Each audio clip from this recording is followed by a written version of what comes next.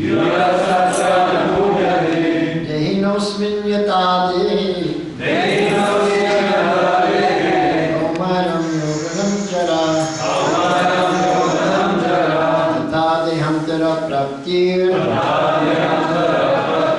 Dhirastatra namuyati. Dehinosmin yatade. Kaumaram yoganam jara. Tatadehantara praptir.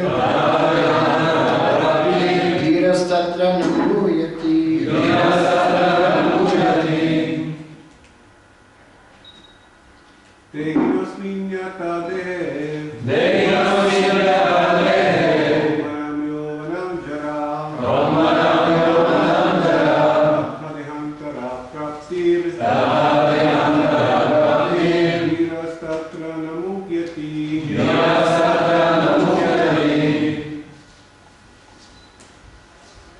Vaishnavis.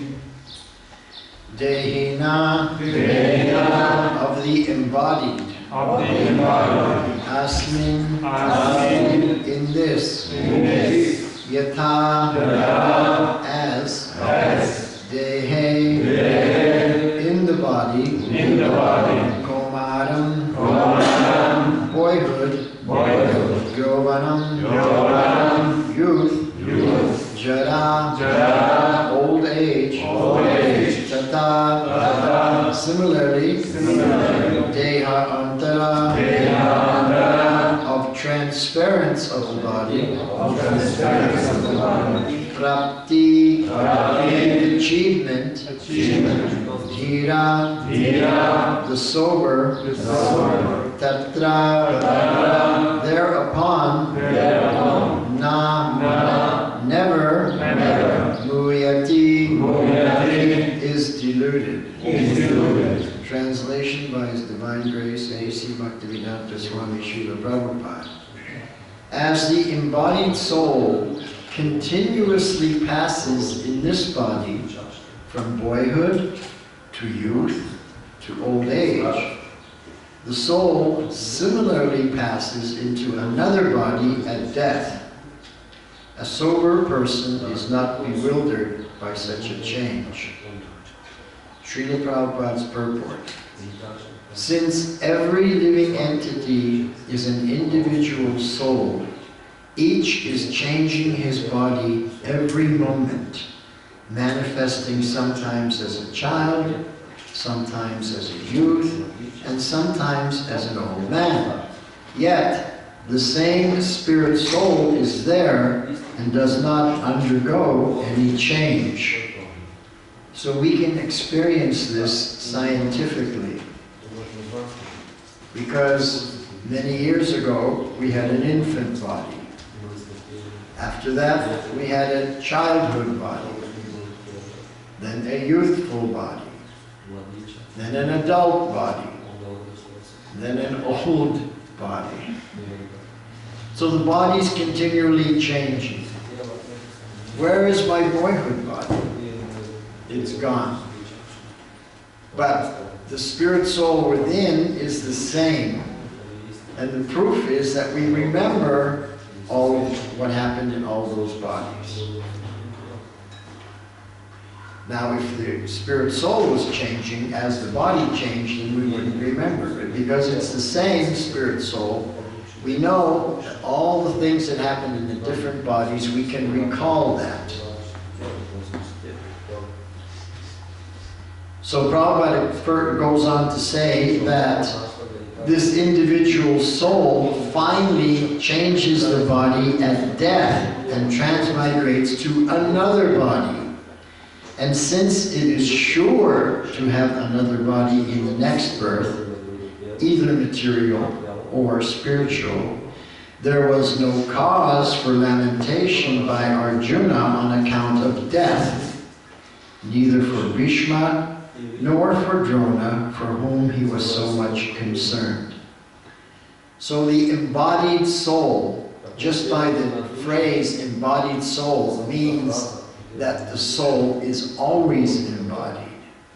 So at the time of death, it's not that the soul all of a sudden doesn't have a body, but goes to its next body according to its karma. His karma may be due to his desires, his activities, his thoughts. All of that comprise one's total karma. And at the end of life, the sum total of your karma dictates what your next body will be.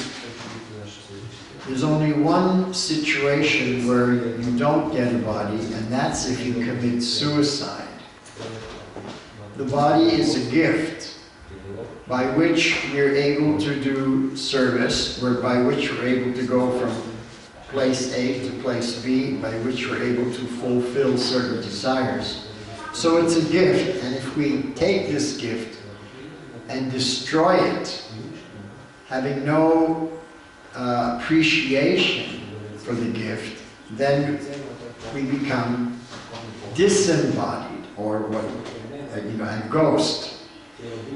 In the ghost situation, you still have the same desires, you still have the same wants, but you don't have a body to satisfy those desires. So you definitely don't want a ghost body. But that's what happens if you commit suicide, take your own life. Otherwise, you always have a body, either material or spiritual. Krishna says, Dhirastatra namuyati. A sober person is not bewildered by such a change. Death is simply a change of body. That's all it is. When we don't know this, then we become disturbed. I remember I was living one time next to, in the house next door, there was a very old man. And you could see that he was near the end of his life. And one afternoon he was sitting out in the garden and I was passing by. So I asked him, how are you preparing for death? Just to hear the word death, he freaked out. Don't mention that word. People are terrified by death. When I was a teenager, I had a rock band. I was in many rock bands, but this one particular rock band, the vehicle that we had to go from, to put all our gear and to go to the gigs was a hearse. You know what a hearse is? That's that black vehicle they put coffins in.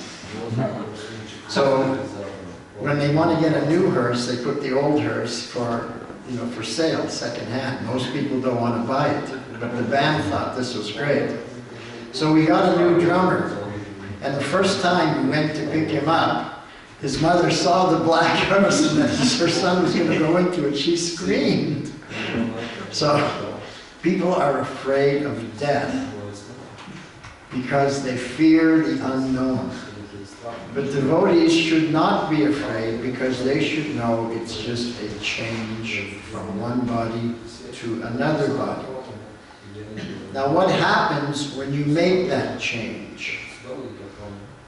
What happens is you forget everything from your previous life.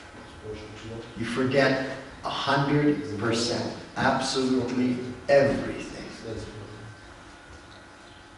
You forget how to walk. You forget how to talk. You forget how to eat.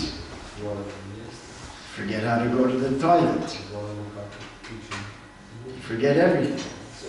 And your mama has to teach you these things all over again.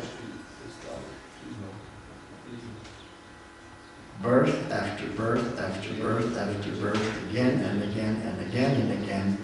You have to learn in the new baby body everything that you already knew in your previous life. Think about it. If there was a movie that showed the spirit soul going through life, making so many mistakes, and then he takes birth as a baby, and he has to learn everything over again. Then he takes birth and he has to learn everything over again, and you see him life after life, learning how to walk, learning how to talk, and in each birth, you know, it's a different language he has to learn. Maybe it's Chinese one life, Swahili in another one, English in the third one, or maybe it's the same one. But he forgets how to speak English, he has to learn it all over again. You see him learning A, B, C, life after life after life after life, 2 times 2 equals 4. And everybody is laughing. It's a comedy. It would be a great movie if someone would do that. It would be a hit. It's a comedy. But it's us. It's reality. It's what we're going through. So, Srila Prabhupada is teaching us how to stop this once and for all. To understand that we're not this body. So the first teaching we get is your spirit soul, not this body. That's the first teaching. It's information. I'm not this body. And you may share it with your friends. But do we realize we're not this body just by sharing it with our friends? Well, there's a simple test to see if you're thinking you're the body or if you're thinking you're spirit soul. It's a very simple test. Who wants to know what that test is? Okay. Well, when you wake up in the morning, first thing you do is you go into the bathroom, you look into the mirror, and you think that's you. I need a shave today. Or I've got a gray hair. Or whatever. I got wrinkles. I'm thinking I'm the body. Immediately, that's how I start my day. As soon as I look in the mirror, I'm thinking I'm the body. Even though I've been told hundreds of times that I'm not the body. Now there's a very simple way how to start off your day by starting off with I'm not the body. Immediately you have that realization. You want to know what that simple thing is? So what you do is you write out in large letters with a black marker pen, I am not this body. And you stick it up on your mirror in the bathroom. The first thing you wake up, you go into the bathroom, you look in the mirror, immediately you see, I am not this body. So immediately you think, this body needs a shave. Or this body has wrinkles. Or this body, this or that, whatever. But you're not thinking, I'm this body. And we have to continue developing this mentality. Now there's another simple test given in the Shastra. Prabhupada taught us, Atmavat Manyate Jagat. The way I see myself is the way I see the universe. Atmavat, the way I perceive myself. Manyate Jagat, I think the same way towards the universe. Okay? So, let's look at that in reverse. Prabhupada, for example, he saw everyone as spirit soul. Because he saw himself as spirit soul. If we see everyone else as bodies, it means I'm seeing myself as a body. Clear? We should have to train ourselves to see that everyone is a spirit soul, and they're only in a particular body. Just like, for example, outside now, in the parking lot, there's so many different cars. Everybody came in a car. Everybody has their own car. When you go home, you go directly to your car. You know exactly which is your car. It's your vehicle. Well, the same thing is true with the spirit soul. It has its own vehicle, and and that's this particular body in this life. Now, some cars are better than other cars. Someone has a Fiat and someone else has a Mercedes. So the people that have a Fiat, they envy the people that have the Mercedes. Whenever they see a Mercedes on the highway, they're always looking at it. Wow. Similarly, if we're in the bodily concept of life, some people have a very beautiful body, a Mercedes body, and someone else may have a Fiat body. And we see someone with a Mercedes body, we're always checking it out. Wow. That. But we should be understanding it's just the vehicle that they're in. And that, just like every Mercedes, just like, for example, in 1989, you get a brand new Mercedes. And it's like fantastic, everybody loves it. But in 2009, it's an old junker, you know. You want to get a new one, you're not interested in a 20-year-old car. And in 2019, oh my God, barely runs, you have to take it to the mechanic all the time. So that's what happens to your vehicle, also happens to this vehicle. I didn't always look like this. I never used to have white hair, honestly. I never used to wear glasses. I used to tell people I had the sight of an eagle. No, not forever. I had a friend who told me, you know, my teeth are just like stars. I said, really? How come? He says they come out at night.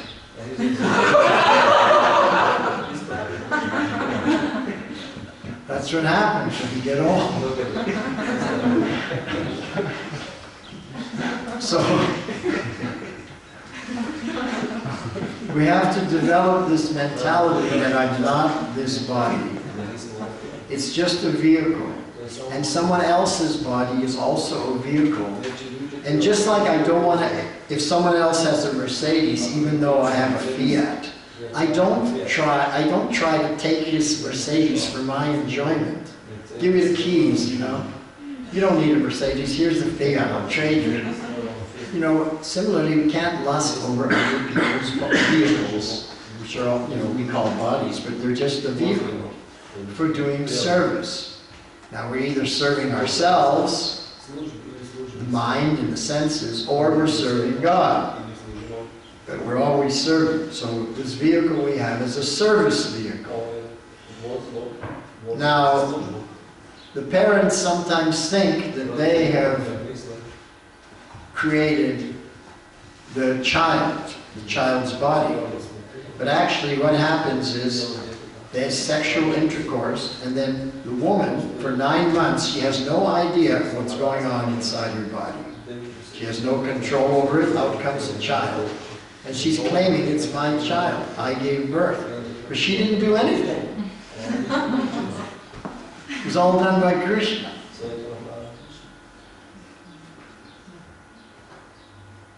Right, ladies? You don't have control. Whether it's a boy or a girl even, right? You can't control that. What color hair, what color eyes, it just all happens. It comes out, you just say, ah, this is it. Surprise! So the self-realized soul understands all these things. And the self-realized souls are making different strategies to reinforce this conception that I'm spirit soul, and that the bodies, everyone's body is simply a vehicle. So Prabhupada says here in the purport, rather than being concerned, our body's getting old, it's getting sick, it's going to die, rather, he said, we should rejoice for the changing of the bodies from old to new ones. In other words, you should rejoice that you're dying, because then you're going to get a new body. And my godbrother, Urjaswat Prabhu, who was my temple commander in 1975, he recently left his body about a year or so ago. But he left his body joyfully. He was looking forward to it. He knew his time had come. And when people would come to see him, he was always smiling and happy. And he was saying, I can hear the Vaikuntha Express. It's coming nearer and nearer. Back to home, back to Godhead. He was so happy. He said, he would preach to people. He said, we've done everything. We've chanted, we've distributed books, we attended the orgies, we've done everything. Now all we have to do is die to go back to Godhead. You can't go back to Godhead without dying, right? So all we have to do is die. He was waiting. When is it going to come? He was so joyful. Just like Prabhupada says here, you should rejoice for the changing of the body, because he knew he was changing this material body for his spiritual body. He wasn't in anxiety at all. Whereas the non-devotees are in extreme fear. You can't even mention the word death, they freak out. Even if they see a hearse, they freak out. Just the thought of death is fearful for them. So we should rejoice for the changing of the bodies from old to new ones, thereby rejuvenating our energy. And I can attest, I can give testimony. I don't have the same energy I used to have when I was a kid. You may think that I got a lot of energy, but you should have seen me when I was younger. And now I can hardly do some of the things I used to be able to do. So his body's getting older and older, but the spirit soul is as enlivened as it always was. Spirit soul's never gotten old, it's never gotten sick or ill, and internally I'm the same enthusiastic person that I always was. So Prabhupada says, such changes of body account for varieties of enjoyment or suffering according to one's work in life. As devotees, our work in this life is very beneficial, very positive. Therefore, there need be no fear of suffering in the future. Whether we get a spiritual body, for sure, but even if we somehow or other have to take birth again in a material body, there will be no suffering. There will be a rejuvenation of energy, and you'll be placed in a situation that's extremely favorable. Like in a very wealthy family where everything's taken care of, a devotee family, and you have all modern conveniences, etc. So therefore, Krishna is explaining to Arjuna that Bhishma and Drona, being noble souls, were surely going to have spiritual bodies in the next life, or at least life in heavenly bodies for superior enjoyment of material existence. So in either case, there was no cause for lamentation. So any man or woman who has perfect knowledge of the constitution of the individual soul within this body, and of the super soul, and of nature, both material nature and spiritual nature, is called dhira, a most sober person. And such a person is never deluded by the change of bodies, never bewildered by the change of bodies. I remember 1974, I was in the Toronto temple, and one afternoon my temple president asked me, will I drive? He said, take this car and drive and pick up some devotees who were somewhere. Now I had gotten up very early that afternoon, that morning. Sometimes we get up really early. The reason was because in that temple we had 50 devotees, about 50% men, 50% women. And there was only one bathroom for the men, one bathroom for the women. So unless you got up early to go to the bathroom, there'd be a line. You'd have to wait in line. and you only got 1 minute to do everything. And I remember one morning, there's a banging on the door. What happened? What's going on in there? It's been over a minute. You have to do everything. So I'd gotten up real early that morning, and then I had a big lunch because the cook was really good.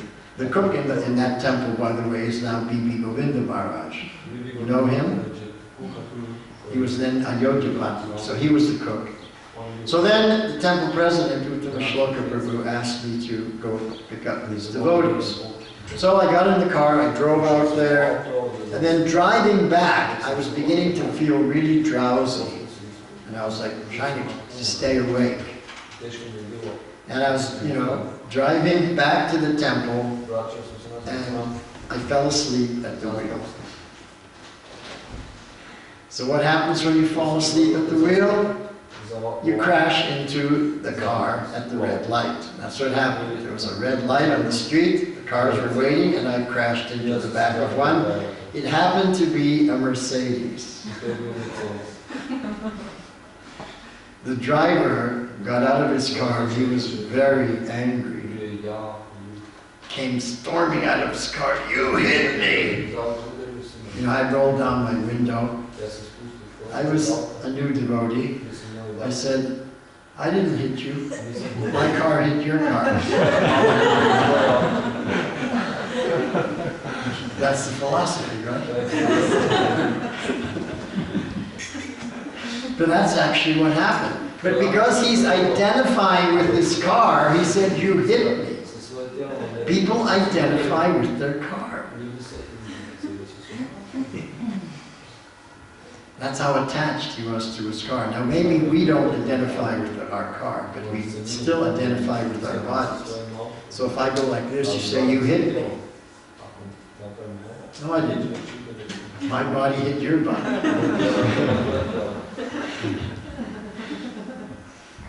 So anyway, someone asked earlier today, how is it that after 20, 30, 40 years of hearing I'm not this body, why is it I'm still thinking I'm this body? Right? Does anybody want to know the answer? Why are we thinking like this? Because we're not training ourselves. We're not fixed up enough. We're not studying the Shastra enough. We're not chanting the holy name offenselessly enough so that the purification goes deep into the heart. Plus, we're identifying ourselves. First thing in the morning, you look in the mirror, I'm identifying myself as the body, even if I live in the temple. So that's why the first thing, you have this little sign there, "I am not this body." So at least you start off that way, and then you come into the temple, you're fixed on that, you do the morning program, you're fixed, I'm not this body. Every time you go into the bathroom, I'm not this body. So it gets reinforced. Now there's another thing you can do that's even more powerful than that.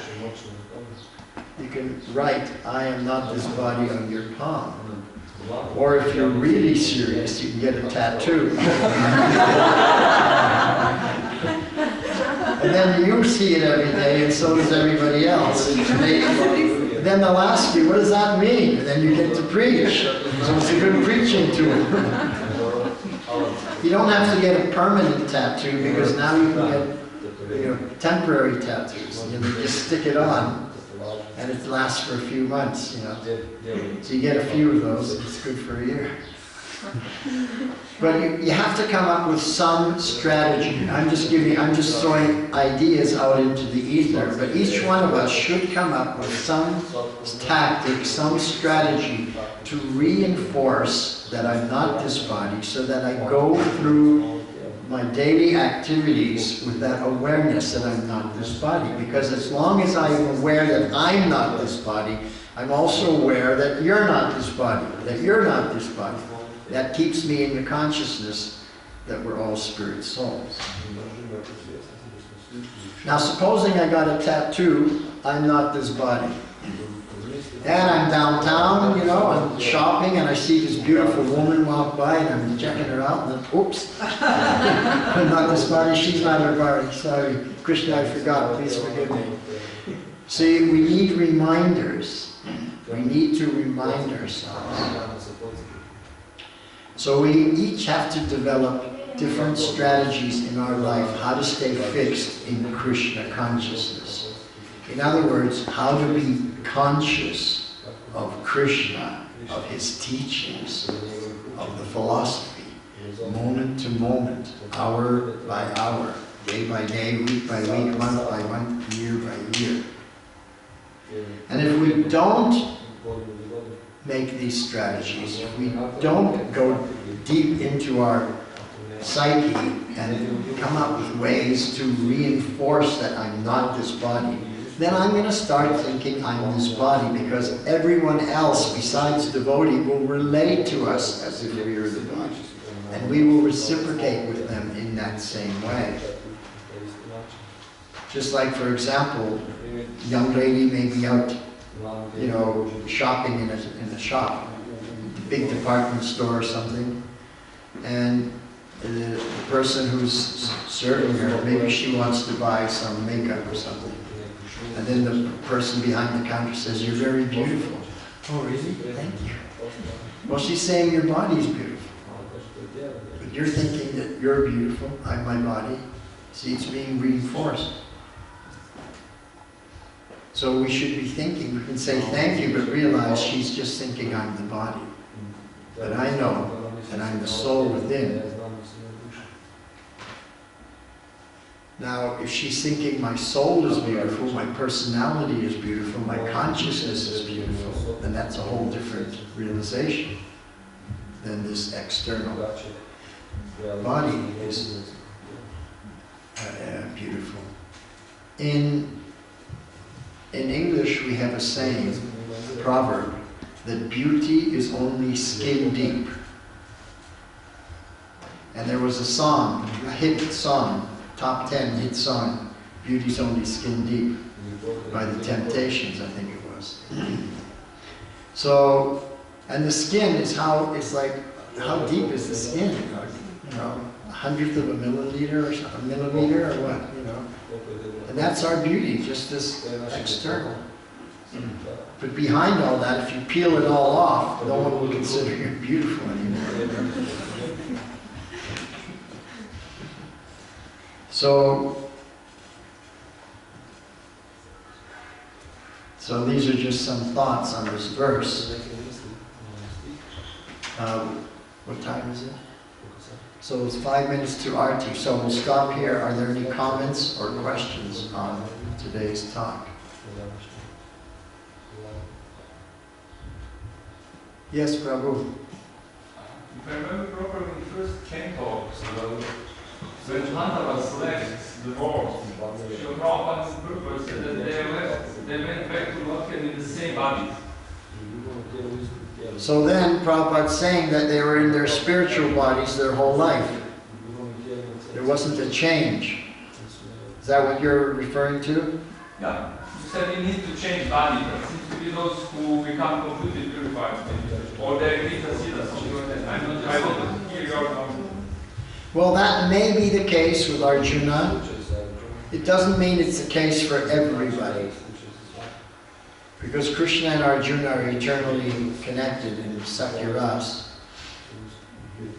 We shouldn't think that when we go back to the spiritual world, we're going to see an old Bengali body, and that's Prabhupada.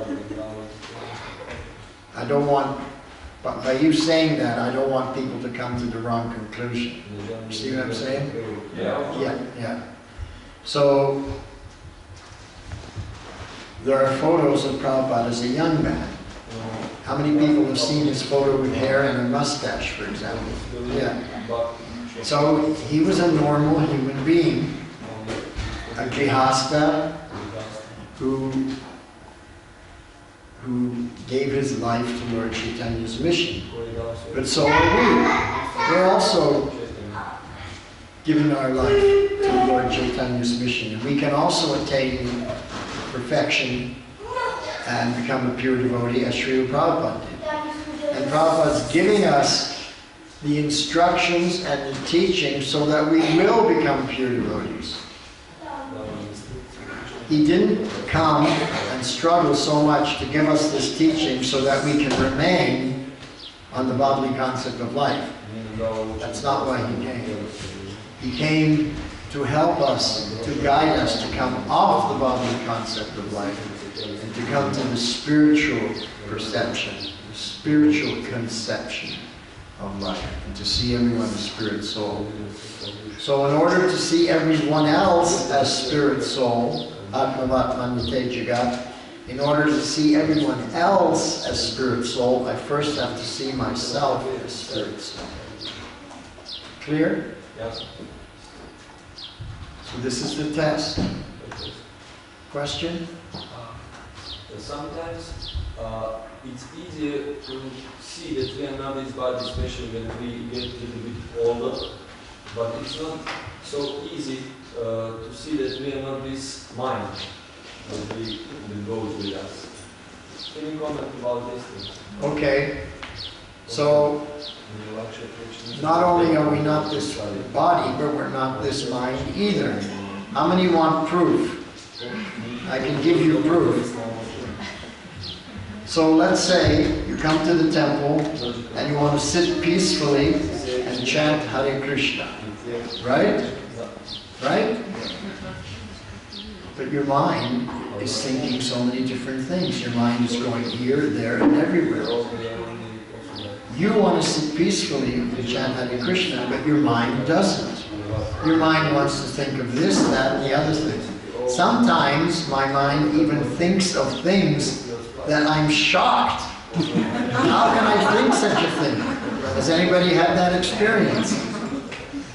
Sometimes I say things and I regret having saying it, and I have to go back to that person to say, please forgive me for what I said. I didn't mean to say it. Has anyone ever had that experience? So why are we thinking things and saying things we don't need to do that even shocks us? Because it's our mind. It's not us. You understand? We have to purify our mind. Now everybody likes to go out and preach and make new devotees, right? But the most important devotee you can make is your own mind. If you make your own mind a devotee, your path back to Godhead is clear. No problems. If your mind becomes a Vaishnava, it's a piece of cake. You can sit peacefully and only think of Krishna. But that's not the case. While we're chanting japa, for example, my mind is time traveling. It's going back to the past, it's thinking of things in the present, it's even thinking of things in the future, which doesn't even exist. It's all mental speculation in the future. So I want to chant japa, meditate on Krishna, and my mind is time traveling. What in the world is going on? So obviously I'm not my mind. Clearly I'm not my mind, because what I want, my mind couldn't care less what I want.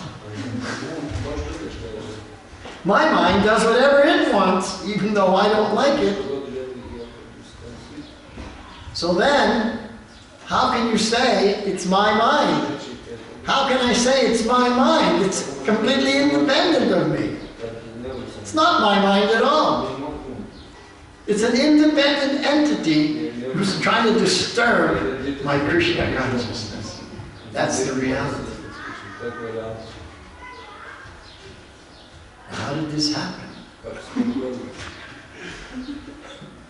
Because I never, ever tried to train my mind, birth after birth, birth after birth.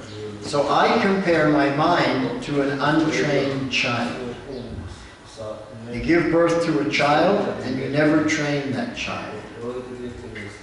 You know, you have to train your child to be polite, to speak only when they're spoken to be kind, to be gentle, not to be noisy, not to disturb other people.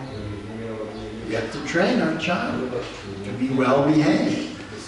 Have you ever gone to a party or let's say a wedding and there's so many children, nice children, but there's one kid who's like creating a disturbance, upsetting everybody, spilling things, you know, screaming loud all the time. Everybody's thinking, oh my God, who is that kid? Who are the parents of that kid? And I remember giving this same example in London many years ago, and then one lady in the audience went, ah, that's me, that's my kid.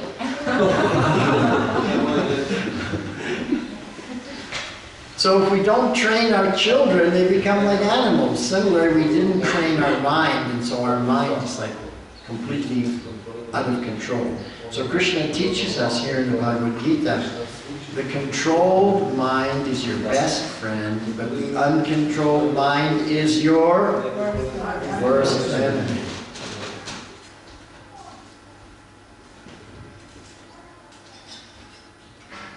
So, I hope that I've given you some proof that you're not your mind. Yeah? Was that helpful? Was that helpful? Yes. Good. Okay, thank you very much. So now, it's time for Arati! Jai, Hari Hari Bol. Thank you very much. Srila Prabhupada Ki Jai.